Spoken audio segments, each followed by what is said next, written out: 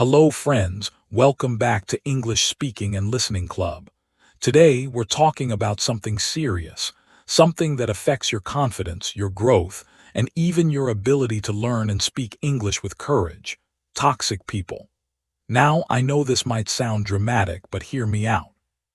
Because the truth is, no matter how hard you work on yourself, how much you practice, how brave you become, how clear your goals are, if you keep letting certain types of people into your space, they will quietly, steadily, and sometimes invisibly pull you backward. Not because they're evil, but because their energy, their mindset, and their behavior are poison to your progress. And the scary part, they often wear the mask of friendship, family, or even love. So today I'm going to help you recognize the most common types of toxic people, and more importantly, show you how to protect your peace, your dreams, and your self-worth. This isn't about judgment, it's about awareness, because you can't change what you don't see, and once you see it, you'll never be trapped by it again. Let's start with the constant critic. This person never seems satisfied with you. No matter how much you improve, they find something to point out. Your English is better, but your accent is still strong. Or you got the job, well, I bet you won't last long. They disguise their criticism as just being honest or trying to help. But real help builds you up.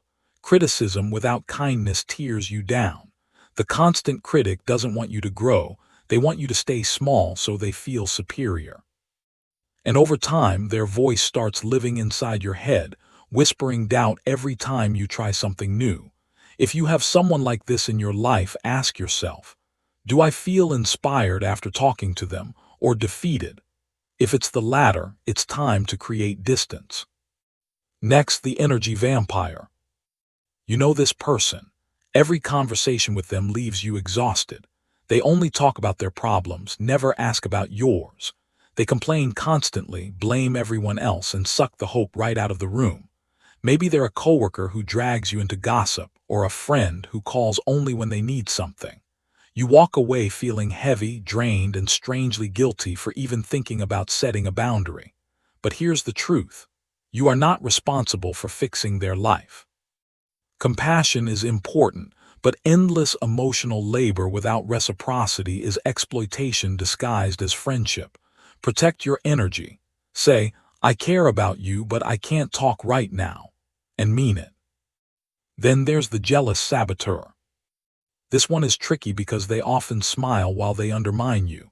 When you share good news, I passed my English exam, they respond with a backhanded comment. Wow, must be nice. I guess some people get lucky. Or they forget to congratulate you, change the subject, or suddenly have a bigger problem. Their insecurity makes your success feel like a threat. They don't want you to fail, but they definitely don't want you to outshine them. Watch for this. If your wins make them uncomfortable, they're not truly happy for you. And real friends, they celebrate you like it's their own victory. Another dangerous type is the guilt tripper. They use emotional manipulation to control you. After all I've done for you, you won't even help me. Or if you really cared, you'd say yes. They weaponize your kindness. They make you feel selfish for having boundaries, plans, or needs of your own. Maybe it's a parent who says, I sacrificed everything for you, you owe me. Or a friend who guilt trips you for choosing study time over hanging out. But listen closely. Love doesn't keep score. True care respects your no. If someone makes you feel guilty for taking care of yourself, they're not loving you, they're using you. Now meet the drama creator. This person thrives on chaos. They stir up conflict, spread rumors, play people against each other, and love being at the center of every crisis. They might text you secrets about others, then act shocked when you don't engage. Or they'll say one thing to your face and another behind your back. Their life is a soap opera and they'll drag you into every episode. But here's the secret, peace is a choice. And if you keep choosing their drama, you're choosing to stay stuck. Walk away. Don't feed the fire. Don't take the bait.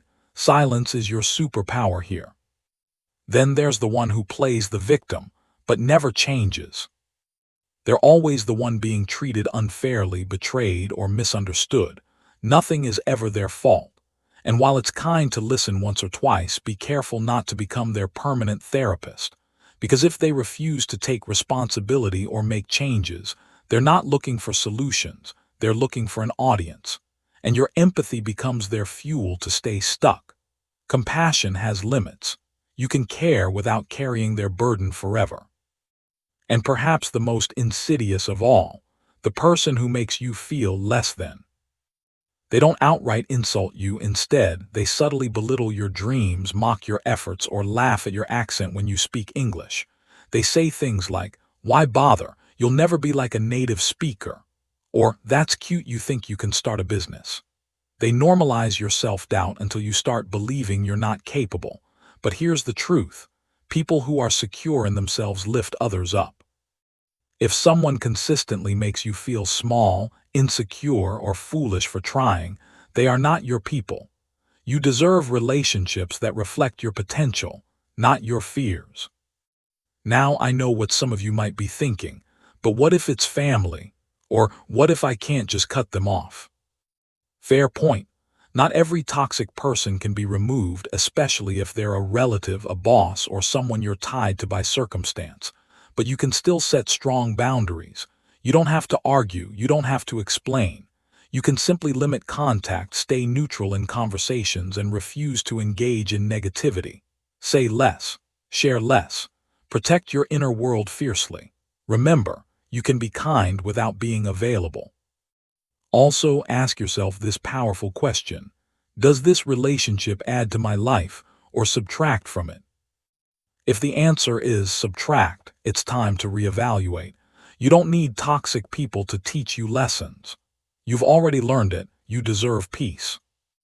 And here's something even more important. Don't become the toxic person you're trying to avoid. Check yourself.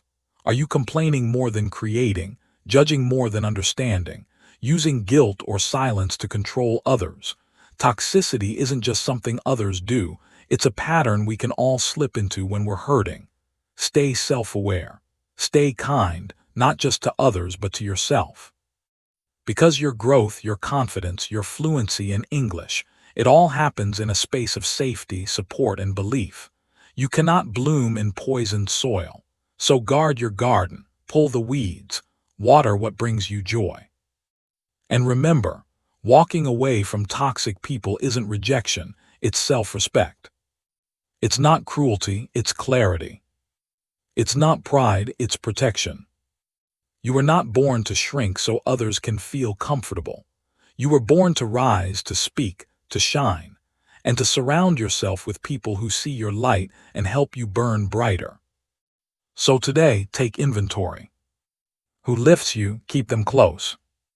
Who drains you, create space. Who doubts you, stop explaining yourself to them. Your energy is sacred. Your dreams are precious. Your peace is non-negotiable. Don't let anyone, no matter how charming, familiar, or important, convince you that you're too much, too sensitive, or too ambitious. You are exactly enough, and the right people will reflect that back to you. So choose your circle wisely, because your future self is watching, and they'll thank you for protecting your peace today. Thanks for watching. If this video helped you see something you hadn't noticed before, don't forget to like and subscribe to this channel. Share it with someone who needs to hear this, because sometimes one message is all it takes to wake someone up and set them free.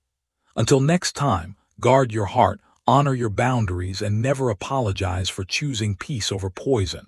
See you soon.